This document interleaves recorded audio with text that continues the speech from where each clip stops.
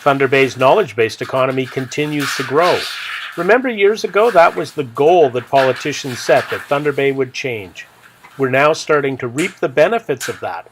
This morning, Net News Ledger was at RegenMed on Monroe Street, and we're finding out how that a new technique for grafting skin over wounds for transplants is going to prevent amputations for diabetics. This is an exciting development, and here is the story. This is James Murray with Net News Ledger reporting from Thunder Bay, Ontario. What you're looking at is the only autocell in the world.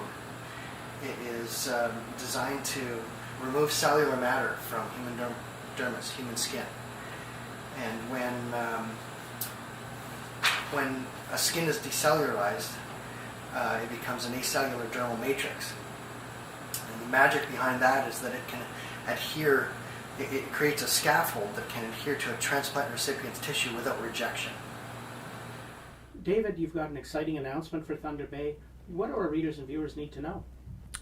Well, we're really excited that we have the fortune to launch Canada's very first acellular dermal matrix. Our dermis is called DermGEN, and it is a product where the cellular matter is removed from human skin, leaving behind a scaffold that will adhere directly to a transplant recipient's tissue without rejection.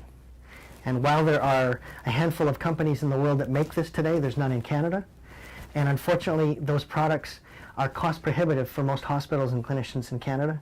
And we are so excited that in partnership with DeCell Technologies from Halifax, Professor Gratzer and Sean Margaret, these fellows have been working on this for 25 years.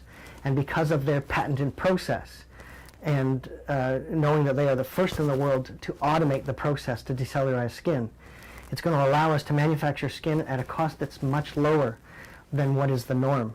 And we're going to be able to, as a not-for-profit, turn that back into the hands of hospitals and clinicians across Canada at a price that they can afford.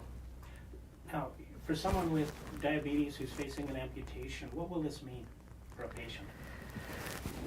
Well, we're dreamers. In an average year in Ontario, approximately 2,300 diabetic patients lose a leg at the knee or just below the knee due to a diabetic foot ulcer that won't close.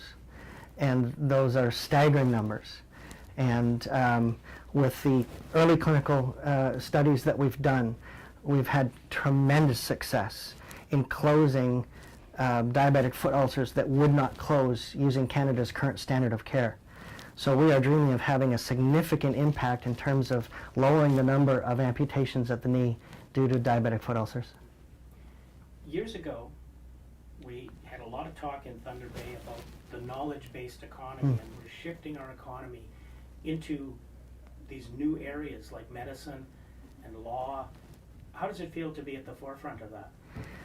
Well, there were some trailblazers that were working at this long before we entered the scene, so we're really thankful that they set the stage, but we're really, really excited to be part of this new biomedical cluster that's going to bring not only innovation in and from Thunder Bay, but also new jobs and economic stability to Thunder Bay. David, thank you. Okay.